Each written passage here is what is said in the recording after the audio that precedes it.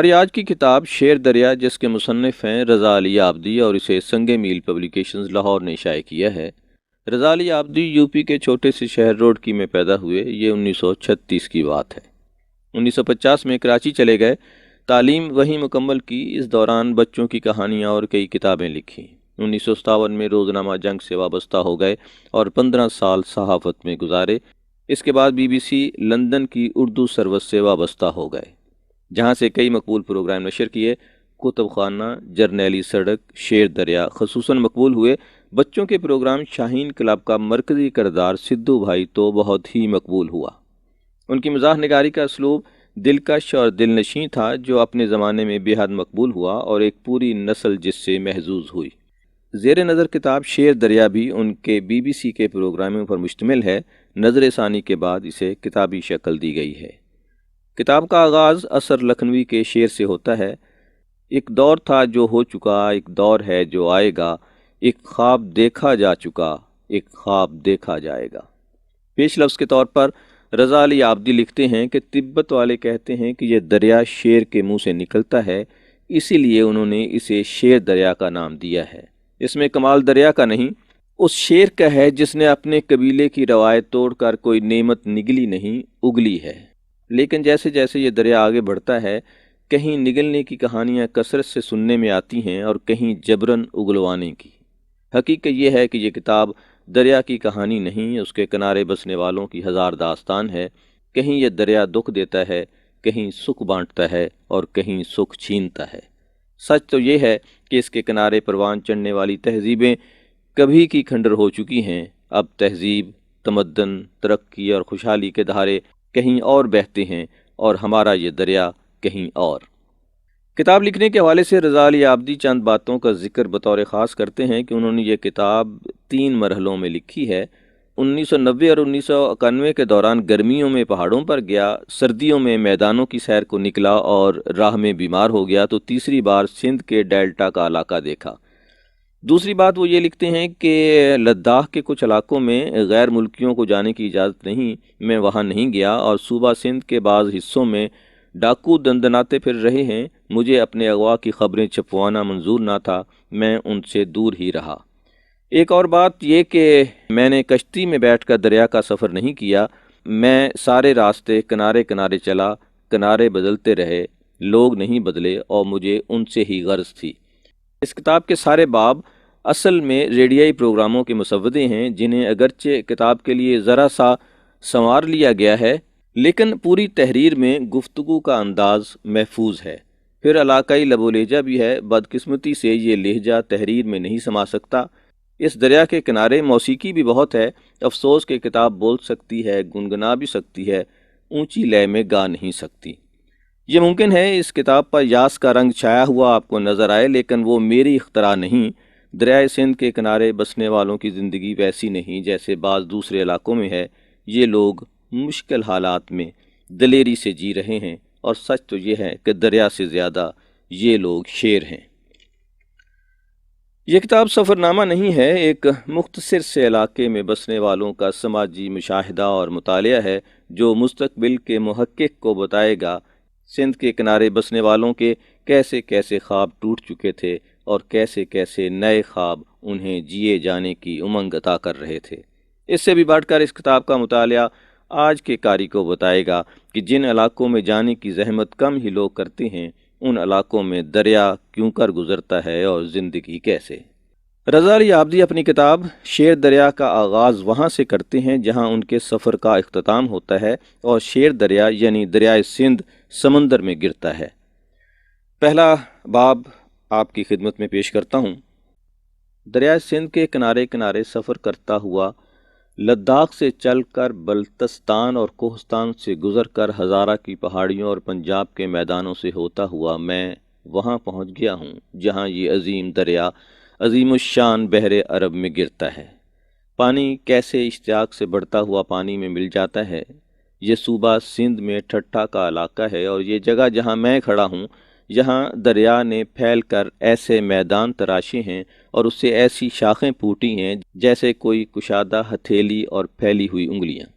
یہ تو ایک چھوٹا سا گاؤں ہے، مور چڈانی، جہاں دونوں وقت مل رہے ہیں، سورج کی آخری کرن بھی مدھم ہو گئی ہے اور کچھ دیر بعد مغرب کی اذان ہونے والی ہے۔ اس وقت مجھے وہاں 1500 میل دور 12,000 فٹ کی بلندی پر لداخ میں بدھوں کی وہ خانقاہ یاد آ رہی ہے جہاں میں سورج کی پہلی کرن کے ساتھ پہنچا تھا تو کم سن بچے اور بدھ راہب صبح کی عبادت میں مصروف تھے۔ استاد آنکھیں موندے بیٹھے تھے، چھوٹے بڑے شاگرد دو زانو تھے۔ تھوڑی سی بھاری بھرکم اور بہت سی سریلی آوازیں ایک ساتھ بلند ہو رہی تھیں۔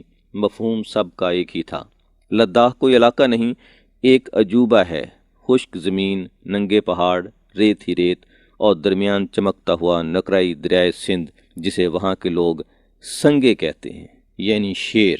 ان کا خیال ہے کہ تبت میں یہ دریا شیر کے منہ سے نکلتا ہے۔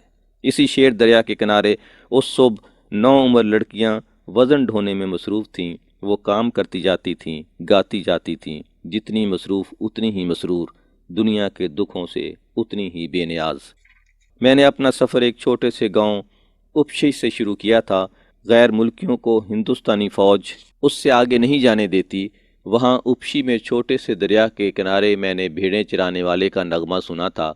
ایک کنارے پر چرواہا کوئی قدیم گیت گا رہا تھا، دوسرے کنارے پر فوجی ٹینک جدید گولے داغنے کی مشق کر رہے تھے۔ ہمالیہ کے پچھواڑے کراکرم سے ادھر لداخ کی وادی میں کتنے سارے منظر میں نے دیکھے، کتنی ساری آوازیں میں نے سنی تھیں۔ وہ اونی کپڑوں میں لپٹے ہوئے چھوٹی چھوٹی آنکھوں والے جوانوں کا ناچنا، وہ چھوٹے سے مجمع کے بیچ بیٹھ کر داستان گو کا قصہ کہنا اور سننے والوں کا اس کی آواز سے آواز ملا کر گانا، وہ سب یاد آتا ہے۔ لداخ کے صدر مقام لیا سے جب میں چلا تھا تو وہاں کتنا امن اور کتنا سکون تھا، نہ فساد، نہ خون ریزی، نہ قتل و غارت اور نہ جرائم۔ مگر مجھے وہاں سے لوٹے چند ہفتے گزرے تھے کہ خبر ملی کہ یہ لعنت وہاں بھی پہنچ گئی ہے اور لوگ ایک دوسرے کو مار رہے ہیں۔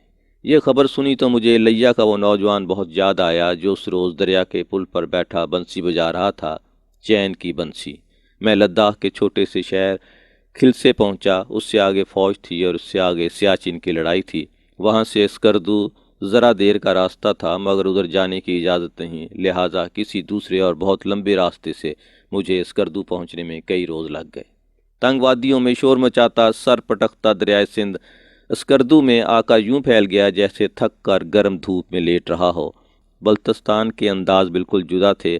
وہاں ہوائی جہاز اترنے لگے تھے، شاہراہ کراکرم کھل گئی تھی اور نئی تہذیب اور نیا علم پوری آن بان سے آ پہنچے تھے جو دین کے جوش اور قدامت پسندی کے جذبے سے ٹکرا رہے تھے، اور یہ خطہ جدید اور قدیم کے درمیان اس الجھن کا شکار تھا کہ کدھر جائے اور کدھر نہ جائے۔ اسکردو، چلاس اور بشام کا یہ بلتستان اور کوہستان کا علاقہ ایک کشمکش کا علاقہ ہے۔ اور اس کے بعد پنجاب ہے، دیکھا بھالا، جانا پہچانا اور مانوس۔ میں ریل کار میں بیٹھ کر کالا باغ جا رہا تھا۔ مسافر ایک دوسرے سے پوچھ رہے تھے کہاں سے آ رہے ہو، کہاں جا رہے ہو، اور کوئی فقیر کربلا کی داستان کہہ رہا تھا۔ کالا باغ ایک آزاد ملک کا آزاد خطہ ہے مگر اس روز وہاں کے لوگ آزادی آزادی کا نعرہ لگا رہے تھے۔ ان کو شکایت تھی کہ جاگیرداری کے پنجے اب تک ان کی رگے جاں میں پیوست ہیں اور کوئی انہیں ظلم سے نجات دلانے کے لیے تیار نہیں۔ مجھے یاد ہے اس روز وہاں مظاہرہ تھا، جلوس تھا، آگے آگے ڈھول اور نفیری تھی، پیچھے پیچھے نجات اور آزادی کے نعرے تھے۔ کالا باغ سے میں دریائے سندھ کے قریب داؤد کھیل گیا تھا۔ یہ قدیم اور پسماندہ علاقہ کسی طرح جدید صنعتی علاقہ بن گیا تھا اور ترقی نے آ کر وہاں کی تہذیب اور تمدن میں عجیب رنگ گھول دیے تھے۔ کسی مسجد کے لاؤڈ سپیکر پر کوئی خوشگلو نوجوان نغمہ سرا تھا۔ اس کے بعد دریائے سندھ کے کنارے میاں والی کا علاقہ تھا، مسائل میں دبا ہوا کچلا ہوا علاقہ۔ یہاں تہذیب کی شکل بدل رہی تھی، یہاں زبان اور بولی بدل رہی تھی۔ لداخی، بلتی اور ہندکو کے بعد وہ مٹھاس میں ڈوبی ہوئی سرائکی آ گئی تھی جو کانوں میں رس گھولے اور دلوں میں یوں اترے کہ گہرائیوں کو چھو لے۔ کسی مشاعرے میں کوئی سرائکی نظم پڑھی جا رہی تھی اور مجمع شاعر کو جینے کی دعائیں دے رہا تھا۔ میاں والی سے چل کر میں دریائے سندھ کے کنارے کنارے ڈیرہ اسماعیل خان گیا تھا۔ اب وہاں دریا پر پل بن گیا تھا اور ایک پل کے تعمیر ہونے سے کتنے ہی منصوبے منہدم ہو گئے تھے، کتنی ہی پرانی روایتیں دریا برد ہو گئی تھیں، زندگی سہل ہو گئی تھی اور دشوار بھی۔ ڈیرہ اسماعیل خان سے دریا کے کنارے کنارے میں ڈیرہ غازی خان پہنچا تھا۔ یہاں وقت کی چال بدل گئی تھی، زمانہ آگے نکل گیا تھا اور لوگ بڑی بڑی چارپائیوں پر بیٹھے باتیں کرتے اور حقے گڑگڑاتے رہ گئے تھے۔ بلوچ گلوکار پہاڑوں سے اتر آئے تھے اور رات کے سناٹے میں کسی شجاعت اور دلیری کی داستان گا رہے تھے۔ مجھے وہ سب یاد ہے آج بھی۔ دریا کے ساتھ چلتا ہوا میں سکھر پہنچا تھا۔ وہاں کے لوگوں کے دکھ سکھ قریب سے دیکھے تھے، ان کے مسئلے دھیان سے سنے تھے، ان کی پریشانیوں کا حال جانا تھا، مگر زندگی کا کاروبار جاری تھا۔ کہیں شادیانے بج رہے تھے، میں سمجھا کسی جوان کا بیاہ ہے۔ وہ 2 کم سن لڑکوں کی ختنے کی رسم تھی اور سارے علاقے والے محو رقص تھے۔ سکھر سے اس عظیم دریا کے کنارے کنارے میں لاڑکانہ گیا۔ فضا میں خوف بھر گیا تھا اور دلوں میں اندیشے۔ اس کے بعد راہ میں موجو داڑو آ گیا۔ میں نے زندہ شہروں میں موت اور مردہ بستیوں میں زندگی کے قدموں کی چاپ سنی۔ دریا ان سب سے بے نیاز بڑھتا بڑھتا حضرت شہباز قلندر کی قدم بوسی کے لیے سیون جا پہنچا۔ سیون شریف کی اونچی گلیوں سے گزر کر میں حیدرآباد کی ریشم گلی میں پہنچا۔ کیسا محبتوں کا شہر تھا، کیسی نفرتوں نے اس میں گھر کر لیا۔ اس روز بھی وہاں گولی چلی تھی اور 2 بچے مر گئے تھے۔ ریشم گلی میں سناٹا تھا، بس ایک مکان کے برآمدے میں بیٹھا ایک تنہا لڑکا خود سے کھیل رہا تھا۔ اس کا نام نانک تھا۔ مگر جوں ہی دھماکوں کا شور مدھم ہوا اور بغدڑ کی گرد بیٹھی، حیدرآباد میں زندگی لوٹ آئی۔ مجھے یاد ہے میں نے کتنے بہت سے لوگوں سے باتیں کی تھیں، وہ سب جینے کے خواہش مند تھے۔ سڑکوں پر رونق تھی، چہل پہل تھی، بازار گاہکوں اور خریداروں سے بھرے ہوئے تھے۔ عورتیں اپنی ہتھیلیوں کو مہندی سے رنگ رہی تھیں اور کلائیوں کو چوڑیوں سے سجا رہی تھیں۔ اور پھر میں سجاول سے گزرا، جہاں منشیات والوں کو طاقت کے ذریعے کچل کر یہ سمجھ لیا گیا تھا کہ اب یہ کبھی سر نہیں اٹھائیں گے۔ اور میں ٹھٹھا سے گزرا اور یہ دیکھتا ہوا گزرا کہ جس علاقے کو دریا، سمندر اور سڑکیں چھوڑ جائیں وہ ٹھٹر کا ٹھٹھا رہ جاتا ہے۔ محمد ہاشم ٹھٹوی جیسے استاد کے شہر میں اس روز شاگردوں نے استاد کے وہ سارے ادب لحاظ اٹھا کر اونچے طاق پر رکھ دیے تھے۔ لیکن جہاں اس علاقے میں جہاں دریا تھک کر خاموش ہو گیا ہے، بہت امن اور سکون ہے۔ نہروں نے اس زمین سے چاندی اگائی ہے۔ اس مٹی کی خوبیاں کسی کو معلوم نہ تھیں، اب اس کے درختوں پر سونا اگا ہے جس پر پھلوں کا گمان ہوتا ہے۔ اس خاک سے جو اونچا گنا پیدا ہوا ہے، وہ ذرا دور بحر عرب سے اٹھنے والے بادلوں کو چھو لے تو تعجب نہ ہو۔ اور اب اپنے سفر کے خاتمے پر میں بھی تھک گیا ہوں۔ سفر بھی ختم ہو رہا ہے اور دن بھی۔ پرندے اپنے گھروں کو لوٹ رہے ہیں۔ یہاں سے میں بھی اپنے گھر کو لوٹوں گا اور پھر خدا نے چاہا تو اپنے سفر کی روداد آپ کو سناتا رہوں گا، مگر اب وقت آ گیا ہے خاموشی اختیار کرنے کا۔ سندھ کے ان نشیبوں میں چھوٹے سے اس گاؤں کی چھوٹی سی مسجد سے مغرب کی اذان کی صدا بلند ہو رہی ہے، ساتھ ہی پرندوں کی سریلی آوازیں بھی۔ زبانیں جدا ہیں، مفہوم ایک ہے۔